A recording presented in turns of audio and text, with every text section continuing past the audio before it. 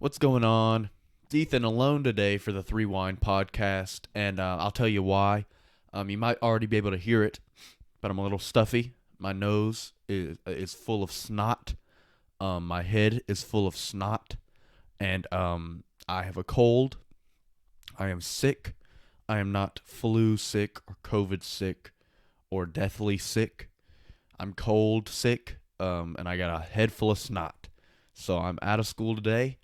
Um, because I didn't want to go in and be miserable all day and have a headache and a sore throat and a stuffy nose and suck all day.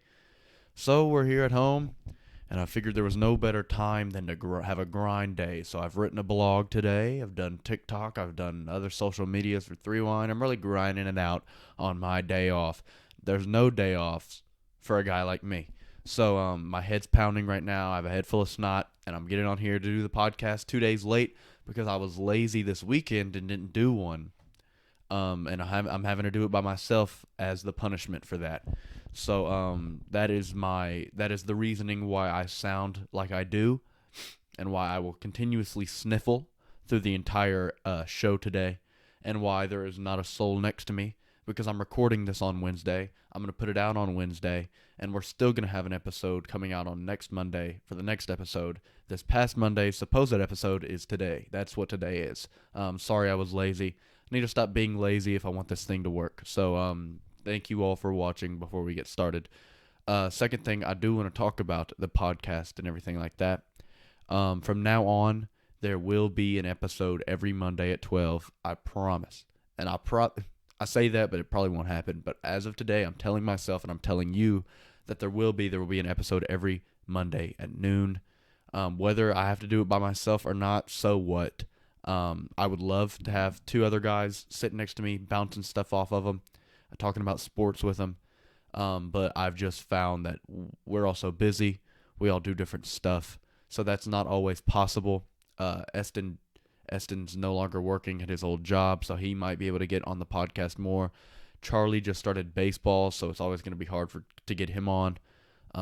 Chance is usually available, but sometimes I'll be to the point where it's real late when I get home or when I'm ready to do it, and I didn't give anybody warning ahead of time, so I feel bad for just randomly popping the question and asking them to come in and do the podcast on very late notice. And then Chris Wada, I think, is in the same boat as Chance, where I think he would do it, but in a lot of situations, I'm the one at fault because I don't pre-plan it far enough in advance to give them sufficient time, and I feel bad asking them to come in and do it on short notice. So from now on, I'm gonna try to get more guys than just me on the show every week. But if it's just me and I have to do it alone, I will do it alone. I'm fully capable of talking about sports and cracking jokes all by myself.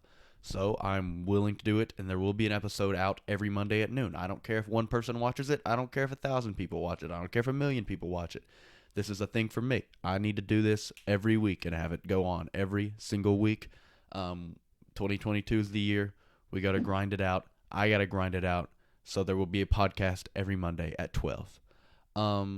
With that being said, throughout this video, it will not be as long as our normal show because it is just me and I don't have conversations to bounce off, and I'm not going to get on long random tangents.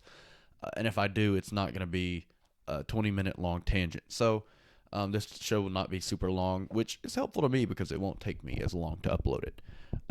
Let's just hop right into the sports. Before we get started in basketball, which is where the majority of this podcast is going to be because that's my expertise and I feel bad giving you information on other sports, let me quickly talk about the MLB because while I'm not an MLB head and I don't know a ton about MLB baseball, I can give you the news of the current situation from how I understand it. And again, that is probably not smart because I don't have a great understanding of the league and and the game of baseball at a high level, like I do with basketball.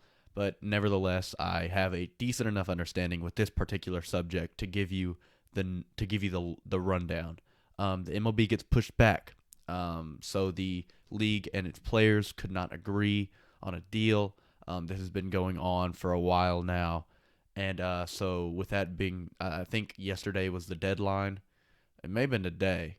One of the two, yesterday or today, was the deadline to get a deal done, or else the season was going to get pushed back a month. It did not get done, so that means the season is going to get pushed back at least a month. I'm not a big MLB guy. I can't give you an opinion on it. That was just the straight up what happened. I can't give you an opinion on it because I don't have enough information on the subject. But I have trusted sources that do watch the MLB, that keep up with the MLB, that are fans of the MLB, that talk about the MLB, and they say Rob Manfred is a piece of crap, that this is all his fault, that he needs to be fired, that he's the worst commissioner in sports.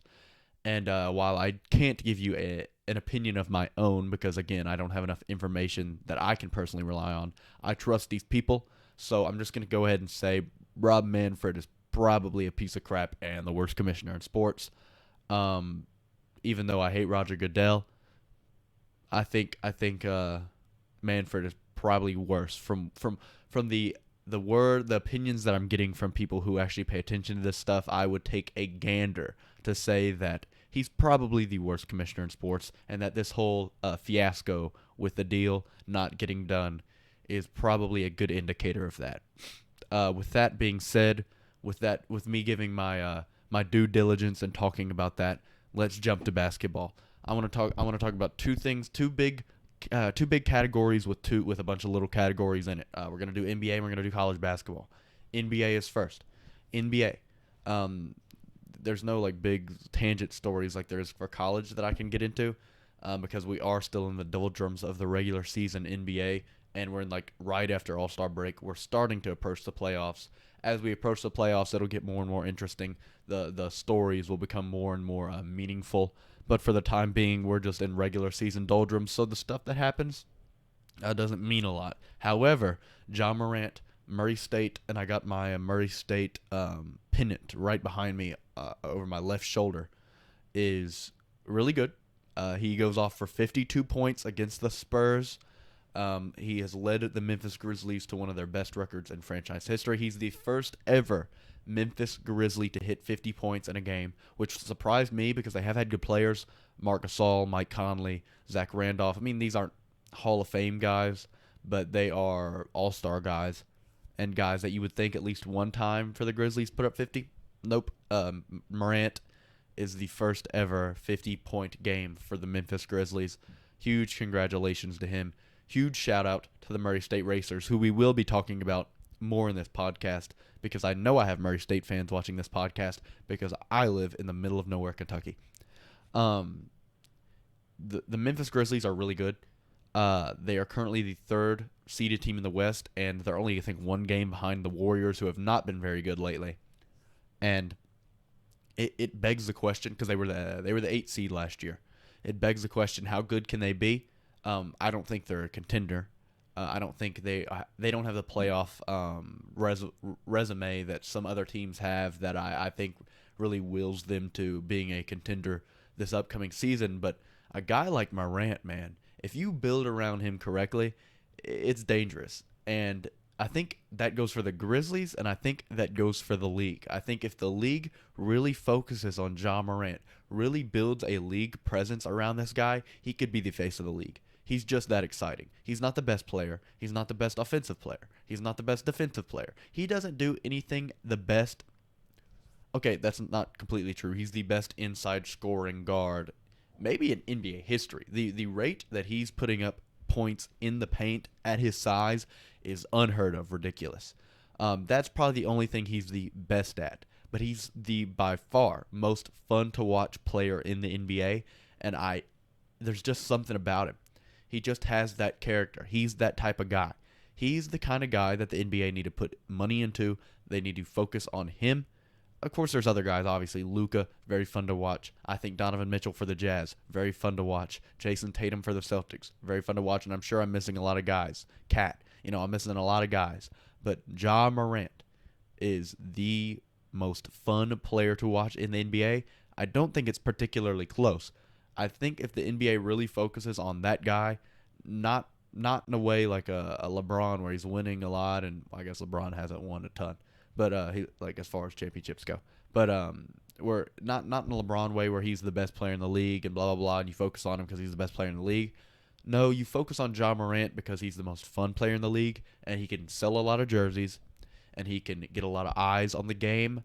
He can bring in a lot of new fans. He represents small markets incredibly well, maybe the best representative of a small market ever, coming from Murray State, which is an incredibly small market in college, and then going to the Memphis Grizzlies, which is one of the smallest markets, worst franchises in NBA history. To come in there and do what he's doing is pretty amazing. His story is amazing. Everything about this guy reeks of face of the NBA, and I love it. I'm hoping next year's NBA 2K is a Ja Morant cover. I think that'd be great. As for my team, and we're gonna get back to Murray State, so I'm sure Morant will come back up.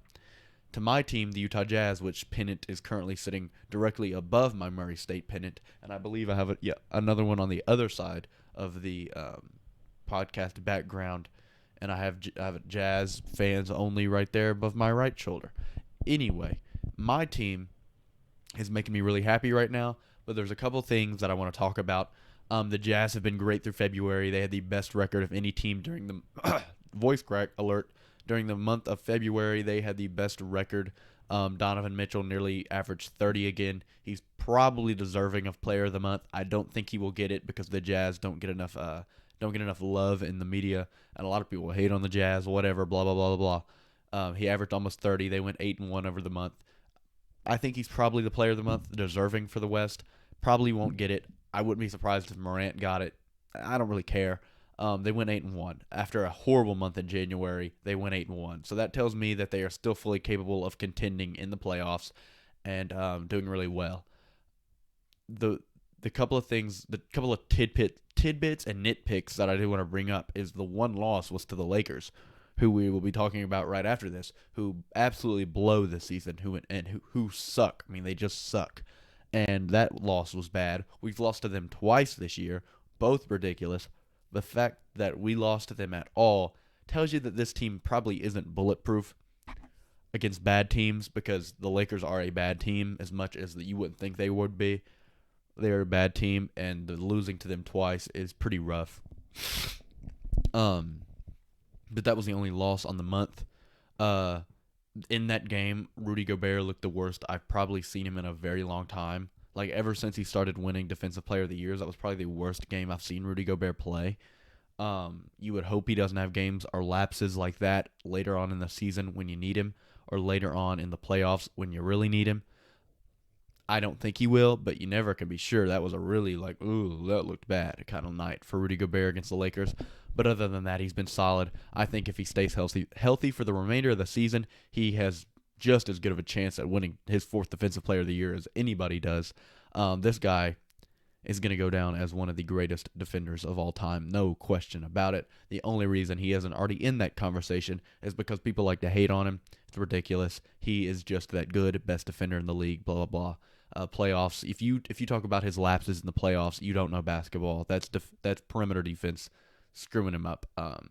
That's perimeter defenders not named Rudy Gobert screwing him up. You could see how good of a perimeter defender, and I didn't even think about talking about this, but I want to talk about it. You could see how good of a perimeter defender Rudy Gobert is against the Dallas Mavericks whenever he locked up Luka Doncic like 3 straight possessions from the perimeter. From the perimeter, Luka Doncic from the perimeter, Rudy Gobert locked him up on 3 straight possessions, and they won that game. A game where the Mavericks played really well. The Jazz have played really well since then. The Jazz had a big win against the Suns. Right now, I'm really liking the optics on this team, and I think if they can break into that 3rd seed, I'm not really worried about the Mavericks. I have a friend on TikTok who is a big Mavericks fan who said something about how easy it would be for the Mavericks to beat the Jazz in the first round. I don't see it at all. The only player on that team that I'm worried about is Luka. Jalen Brunson is good. Other than that, I'm not worried about even anybody in the slightest. I'm not worried about a soul on that team other than them. If Dwight Powell or Maxi Kleber matches up against Rudy Gobert in the paint at any point in time in the playoffs, it's barbecue chicken on both sides of the floor. It's not even close. And playoff Donovan, if we get playoff Donovan, if we even get 85% of playoff Donovan, he's close to Luka. I know playoff Luka's great too, and Luka would still be the better of the two, but Donovan in the playoffs is close enough to not make the gap that obvious, and that Luka isn't that dominant, I don't think the Jazz have much problem with the Mavericks at all. I'd give it to them in like 5. You know, you can take it how you want it, but I think the Jazz are way better than the Mavericks as a team, way more well-constructed team than the Mavericks. There's just not another person on that team other than Luka that I'm like waking up. I'm not waking up in the middle of the night being like, oh, Luka in the playoffs. You know, I know he's great, but his team just isn't that. They almost blew a 21-point lead against the Lakers last night. I just think the Jazz dismantled them in a playoff series. But what I was saying was I hope that the Jazz can kind of make a push for the jump to the 3rd seed. And I wrote a blog about this. Go check out the blog, the Threewind Sports blog. If you go to any of our social medias and you go to the bio or the link in the social media, you can find the blog. Go read our blogs. They're pretty good. With that said, I wrote a blog about how the Jazz need to make a push for the 3rd seed to match up with the Nuggets instead of the Mavericks because the Nuggets are so much worse. Jokic is on the same level as Luka, maybe a little better, but Rudy Gobert is as good of a matchup as you're going to get against Jokic after Embiid, and maybe just as good based on the defense against Jokic. The rest of that team blows. Like, the rest of the Nuggets is bad. Murray's out. Michael Porter Jr.'s out, but even when he was in, he was bad. So I'm not really worried about the Nuggets. I'm even less worried about the Nuggets than I am the Mavericks, and I'm not worried about the Mavericks. I would take either of those teams in 5 games. I would take the Jazz against either of those teams in 5 games. So do I think they have to make a jump for the 3rd seed? No, but I'd like them to. Also, so that if they do win their first round, they're going to go up against the Grizzlies or the Warriors, who I'd pick the Jazz against, other than the Suns. Whereas you play the Mavericks in the first round, you beat them, you have to go up against the Suns. Do I think the Jazz could beat the Suns in a series? Yes. Do I think they would? Would they be my personal pick? Would they be the favorite? No, probably not. So I would say the best bet for the Jazz to keep winning, stay healthy, and try to push for that 3rd seed, and then get a playoff series against the Nuggets preferably. But if it ended up being the Clippers or the Timberwolves, so be it. I think we're beating either of those teams easily too. And then having a 2nd-round matchup against the Grizzlies or the Warriors. So either way, I think the Jazz, this is the Jazz's last year to really put it together to go for a ring because they're so old, other than Donovan and maybe Rudy. They're so old, and their core is not going to be as good next year, I don't think. So I think this is their year. They have to win it. If they don't, the team gets dismantled, and they kind of just keep Donovan, maybe Rudy. You could trade Rudy in the offseason if this doesn't work, but I think for sure the only lock is Donovan, even though I think Rudy is the more impactful player.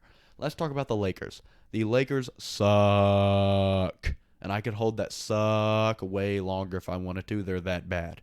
LeBron is officially an empty stats guy. He's putting up like 30 points, 8 assists, 8 rebounds, and he's still an empty stats guy. They're not winning games. He is just not that impactful anymore. It's ironic that he's on the floor with Russell Westbrook, who is a notorious empty stats guy who won an MVP on empty stats. And at the time, we were like, oh, man, all these triple-doubles, that's crazy. You know, those aren't empty stats at all. But since then, everybody gets triple-doubles. Russell Westbrook can suck this year as bad as he sucked and still get triple-doubles. He is a notorious empty stats guy. And now he's sharing the floor with LeBron, and now he's an empty stats guy. Is Russell Westbrook a disease? Maybe. And it just came out today that they're going to try to find him a new home this summer. You would hope. You would hope you don't try to run it back with this team again after how bad they've been. They've been horrible. Anthony Day-to-Day Davis, as much as I love him because he's a Kentucky guy, but I don't really like him in the NBA, cannot stay healthy for the life of him. I would be shipping him off too. You're just not going to win with him if he's sitting on the bench the whole season and part of the playoffs. He's just so unhealthy. When he's on, he's great, but he's just never on. He just can't be on the floor. Like, they're going to miss the playoffs this year because that guy cannot stay healthy. It's that bad. I don't know what's wrong with the guy. Brittle bones, but he just cannot stay healthy. And then the rest of the team is just not good. Dwight Howard is old. Carmelo Anthony is old. Austin Reeves is young, but he's not very good. Who else? Stanley Johnson's not very good. Freaking Kent Bazemore. Like, these guys on the Lakers, they're just not a good team. And I think maybe they make the play-in, but I don't even know if they make it through the play-in. And God forbid they get the 8 seed and have to match up against the Suns. They're done in 4. They might be done in 1. Like, they might get blown out by 100 points in the first game and just forfeit because they don't want LeBron to hurt himself or Anthony Davis to hurt himself sitting on the bench. Like, they're that bad. And I love it because I hate the Lakers and I hate LeBron. But like it's just kind of suck. It just kind of sucks to watch a little bit because their games are on every night because they're the Lakers and they suck. Like it's hard to watch those games. Last night against the Mavericks, for a minute it looked like it was gonna be over early when the Mavericks went up 21 on them. They came back, but the Mavericks still won. The end of that game was pretty good, but the first half was rough. But yeah, I have no hope for the Lakers in the future. I think LeBron's done. I don't think LeBron wins another championship, and if he does, it's when he's 50 and he's sitting on the bench and he's old and frail, and another person wins it for him. But I don't think he wins I don't think LeBron can win a ring as the number one guy anymore. As good as his numbers look, his impact isn't as good as it once was. Obviously, where he could will a horrible Cleveland Cavaliers team to the finals in 2017. He's not doing that anymore. Even like this Lakers team is not as bad as that Cleveland Cavaliers team was, and yeah, he's not willing this team to pass the first round. So that should tell you at least all you need to know about his situation. I think that's all I have to talk about the NBA. There's probably more little tidbits and topics that I could go over, but I don't want to be here all day.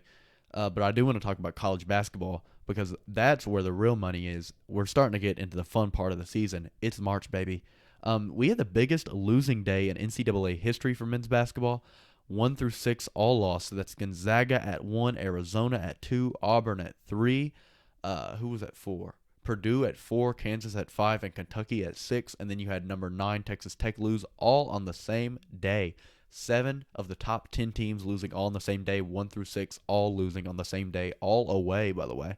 That should tell you how wide open the tournament is this year. There is not a favorite. As much as you might think Gonzaga's the favorite, if you think Kentucky's the favorite, if you think Arizona or Auburn's the favorite, they're just not. There's just not a favorite. I think any team could win. I think a team not named any of those teams can win. I think Baylor can win. I think Arkansas can win. I think there's a ton of teams that have a good shot at it this year because it's just that wide open. This is the most parity we've seen in college basketball in a very, very long time, and I'm living for it. I love Kentucky. I'm a big Kentucky fan. But if they don't win and a team that you never expected to win wins, I don't care. Like, I want Kentucky to win, but these cool storylines that you only get in college basketball are so cool. Like Murray State, and I'm going to talk about them next. They going far in this tournament would be so cool. A team like St. Mary's going far would be so cool. Baylor winning it last year as Baylor was cool. If they went back-to-back, that'd be awesome.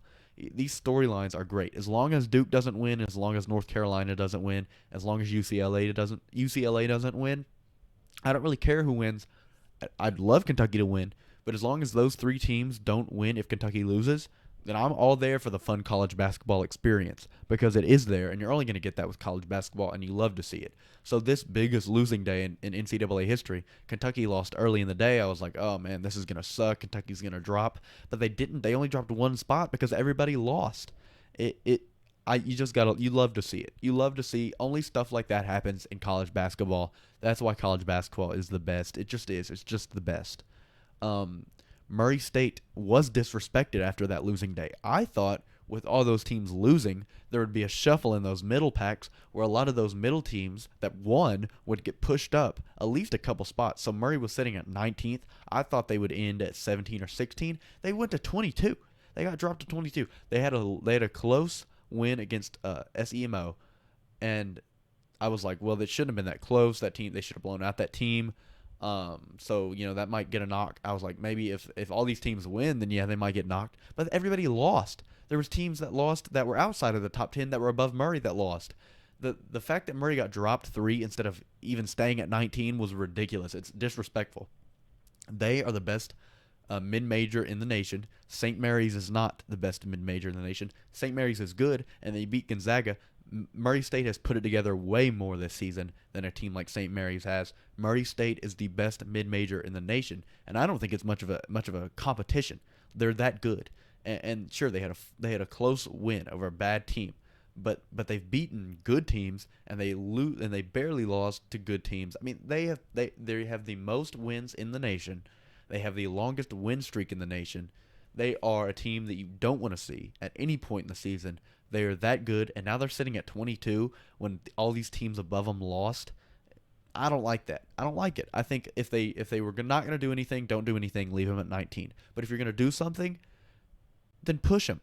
Why drop them? There's no point in dropping them. There really isn't. I think it's disrespectful to a team that is great and a team that I think is personally going to. I personally think is going to go very far in the tournament. They are a Final Four pick for me. They're that good. Um, and if we're gonna transition straight into this because my next thing written down on my topic sheet is Final Four favorites, and I'm gonna give you my Final Four favorites, and I think that's how I'm gonna end the show. Is I'm gonna talk about this for a little bit. Murray State is one of my Final Four favorites. KJ Williams at the center is the OVC Player of the Year. He's incredible. I watched Murray State play live. KJ Williams is incredible. He can shoot the three. He can destroy your team in the paint. He has good vision. Not great playmaking vision, but good enough. And he can shoot the three and destroy you on the inside. He's a good defender. He's a big dude. He's hyper athletic. This dude is in Murray State for what? Like, I love that he's in Murray State. I love that he's on Murray State because it's Murray State and having these good players is awesome. But this dude, you're telling me couldn't find a spot on a high-level D1 team? I just don't believe it. He's that good. He had like 30-something points in the game I watched. He went crazy. He's just very good. Tevin Brown is one of the best shooters in college basketball today. He's a legitimate NBA prospect, like a seriously legitimate NBA prospect. Every time the ball leaves his hands, he has a perfect release that looks like it's going in every single time. In some games, he'll disappear. Some games won't be his best, but for the majority of the time, he looks incredible. And if I were to pick them to go up against teams, the only weakness I really see is depth. Like their starting five is really solid, and they got a couple guys that come off the bench that are really solid, but like their backup center isn't very good. They're just not the deepest team, but they're still very good. I have them going to the Final Four. My other Final Four favorites are Kentucky if they're healthy. So healthy Kentucky is a Final Four favorite for sure. Unhealthy Kentucky is not. I think they lose in like the Sweet 16. But a healthy Kentucky is a Final Four favorite. I actually have them as my championship favorite if they're healthy. And that's not me being a biased Kentucky fan. I truly do think a completely healthy Kentucky team is the best team in the nation. My other two Final Four favorites are Purdue, Purdue, and Gonzaga. I think Gonzaga gets there. I don't think they win at all. I think Purdue is very formidable. I think their names, their players are very good. I love Zach Edey. I love Travion Williams. Their center swapping thing that they do is by far the most elite thing in college basketball. Having to guard a 7'4" powerful Zach Edey who gets every rebound and who is just impossible to defend and is a pretty good defender. At 7'4", you don't have to do a lot to be a pretty good defender. To go up against him, and then when he gets taken off the floor, have a guy that comes on and totally shifts the dynamic is the best passing big man in college basketball. Can score out the wazoo. He's a good defender. Travion Williams and Zach Edey back to back. Like if they went up against Kentucky, I'm picking Purdue because Kentucky is Oscar Tshiebwe, and Oscar Tshiebwe is better than both of those guys separate, but together, I don't think so. So, the Purdue is my dark horse to win it all. I've liked Purdue all season long, and Kentucky is my favorite to win it all. Gonzaga is my third. Murray State's not. I wouldn't even call Murray State my fourth favorite to win it all. I just think they're my favorite to make it to the Final Four. I think Auburn has a good chance, but at the same time, their weaknesses are very obvious. Jabari Smith has to play good for that team to be great, and he's a guy. He's a guy that will. And I just had another voice crack, and I'm loving being sick. Jabari Smith is a guy who will go out and go crazy for you, but on some nights will just disappear, and it won't look like this top 3 overall pick that people say he is, and I believe he is. But Auburn does have weaknesses. Auburn's another team I would not want Kentucky to see. Walker Kessler is so good on defense that I think he would shut Oscar Tshiebwe down to at least enough extent to beat him like they did the first game. Other teams, I don't think Arizona gets far. I like Arizona, but I don't think Baylor could get far. I like Baylor. I like Wisconsin, but I think their weaknesses are also pretty obvious. Johnny Davis has to be great for that team to win. Other teams, Providence is a fraud. I don't see Providence doing much at all. Villanova's a good regular season team. I don't really see them doing much in the tournament. They could prove me wrong. They're one of those teams where I'm going to say that I don't think they could do much, but then they go out and play great. Who else? Who am I missing? Duke is one of those teams I think is just really has the Kentucky effect, where I think they're too young. I think they're gonna have a lapse in a game in the tournament. I don't think they're a team that can win enough games straight to win it all. Who else is in this? Kansas, no, I think Kansas is a fraud. I don't like Kansas at all. Um, Texas Tech, probably not. There's a bunch of teams that are in that range. I think Rutgers is pretty good if they can get in and get a good seed. I think Rutgers could make a deep run Cinderella story. There's a bunch of these little teams like that, but my Final Four favorites are Murray State, and I'd like to get 2 out of the 4 of these: Murray State, Kentucky, Gonzaga. Geez, my throat, and Purdue. If I can get 2 out of the 4 of those, I'll be a happy camper. Those are my Final Four favorites. And that is the last topic I have to talk about today. And we cleared 30 minutes, which is just about where I wanted to get because I didn't want this to run on forever and I didn't want to bore you. But we got 31 minutes out of this. And I'm going to upload this right away. This is going right up as soon as I'm done talking here right now. But that's the podcast. This is the Threewind podcast. And I hope you are here every week from now on, where I actually put out an episode on Monday at noon. So if it's Monday and it's at noon, you could probably look for the episode, and hopefully, if I'm not a lying piece of garbage, it'll be there for you. Go follow Threewind Sports. It is pronounced Threewind, as in rewind, sports, on every single social media. And when I say every single social media, I mean it. Go look at the link in bio on one social media to find all the other ones. Find the blog, find the podcast. You're watching this on YouTube, go ahead and like and subscribe. If you're listening to this on any podcasting platform, go ahead and rate and follow. I appreciate you for listening, and thank you, and I'll see you hopefully on Monday.